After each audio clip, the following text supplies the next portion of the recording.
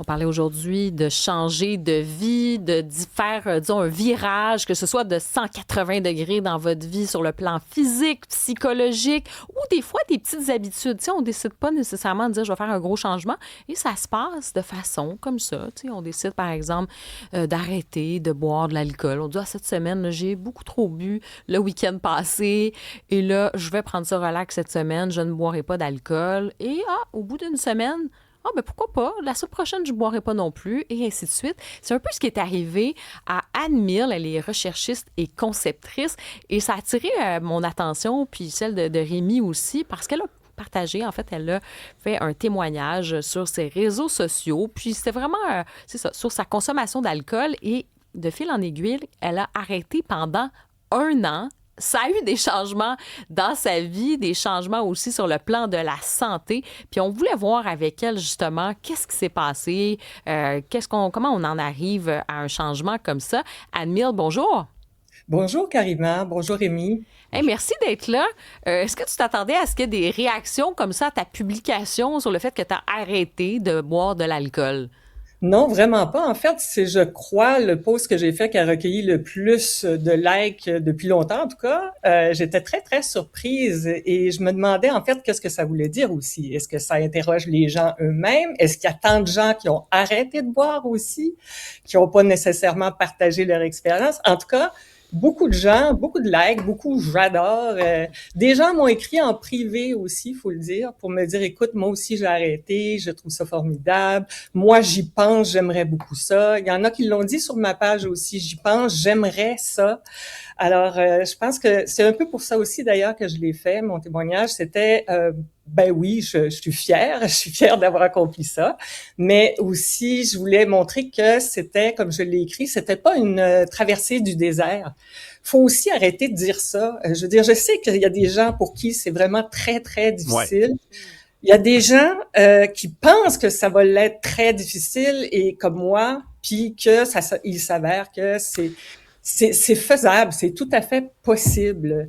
Et j'en suis la preuve. Ben Et oui, je buvais quand même. ben vous buviez, c'est ça, on va mettre les choses au Hum. clair. Là. C'était quoi votre consommation? C'était-tu 3 verres par Ben, jour ou 8 bouteilles? Là? non, non, c'est ça. C'était 3 verres par jour, des fois 2 ces derniers temps. Puis j'essayais de sauter une journée, puis des fois, en fait, c'est ce qui m'a fait un peu arrêter, c'est qu'avant, ça me fatiguait pas de sauter une journée, et là, ça commençait à me fatiguer. Et on peut être longtemps dans le déni, hein, se dire, ben, dans le fond, parce que ça fait pas longtemps, hein, aussi qu'on dit que c'est pas on avait droit à 2 verres par jour, là. On nous permettait ça, on nous disait 2 verres par jour, donc à peu près 14 consommations par semaine, des verres de vin dans mon cas. Et donc, puis ça, c'était permis selon, il y a 2, 3 ans encore. C'est tout nouveau, les études qui montrent qu'il y a même un seul verre, c'est pas bon. Et donc, je buvais ça à peu près 2 à 3 verres depuis des années, les fins de semaine plus. Et ce que j'avais remarqué aussi, c'est que si je sautais une journée, évidemment, je prenais un peu une revanche la fin de semaine. Là, je buvais plus. Et ça, c'était des signaux que je traînais depuis un certain temps. Quelques années même, je dirais, avant de réaliser que, ben, écoute, peut-être qu'il y a un problème là. Ça, avec aussi des petits ennuis de santé que je ne voulais pas nécessairement lier à ma consommation d'alcool, mais sans avoir des preuves. C'était pas clair non plus. OK. Puis justement, donc ce déclencheur-là, de dire, OK, j'arrête de boire, là, ça s'est fait, en fait, c'était quoi? Il y avait des symptômes, vous disiez, ça ne me tente plus d'avoir ça, ou ça s'est juste fait vous avez décidé de faire ça pour le tester? Ben, j'avais fait des mois, hein, des dry January, des dry July. J'avais essayé ça et quand même, j'avais justement vu des petits signes qui montraient que, ben écoute, on dirait que je dors mieux. On dirait que j'ai moins d'anxiété. Ça, c'était un point fort d'ailleurs. Je suis une personne de nature assez anxieuse et l'alcool me permettait justement de me calmer un peu. C'était un rituel également. À la fin de la journée, je suis une travailleuse autonome, je travaille à la maison. Ça me permettait de couper la journée de travail. Bon, j'ouvrais ma petite bouteille, je prenais un verre de vin rouge et ça décompressait aussitôt. Donc, l'anxiété a été un point, une des raisons que j'ai remarqué c'était assez fort, ça, ce qui m'a, mais mais j'avais plus de fun autant que j'en avais non plus. C'est ça que je veux dire. Au-delà de la santé, j'avais plus ben de fun. J'avais le vin joyeux, moi, avant, puis là, j'avais plus le vin joyeux. Mais parlons d'anxiété, parce que ça, c'est un truc... Vous avez dit, au bout d'un moment, quand les petits bobos de la cinquantaine surgissent, le plaisir lié à l'alcool s'estompe pour faire place peu à peu à une sorte de lourdeur physique et mentale. Vous dites la cinquantaine, moi je connais des gens qui ont 31, 32 ans puis qui me le disent, là, c'est rendu qu'un lendemain de veille, c'est un naufrage. C'est vraiment, vraiment dur, pas juste physiquement. On se remet en question, on se demande qu'est-ce que je fais sur Terre. Oui. Je saute sur cette balle-là parce que c'est le problème, je dirais, aussi de personnes comme moi, qui était, comment je dirais, une grande championne olympique quand même.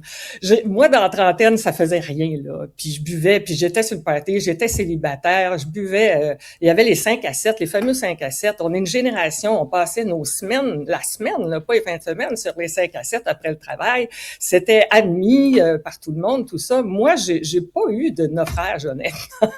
Peut-être les fins de semaine, des fois. Alors moi, donc, le fait que j'avais cette méchante capacité d'absorption, que j'avais pas de comportement, j'avais pas de, tu sais, je marchais pas tout croche, je déparlais pas, j'avais malheureusement beaucoup de capacité d'absorption. J'avais aucun problème secondaire jusqu'à ce que, je dirais, ce qui a frappé peut-être, c'est la ménopause, justement, et la préménopause.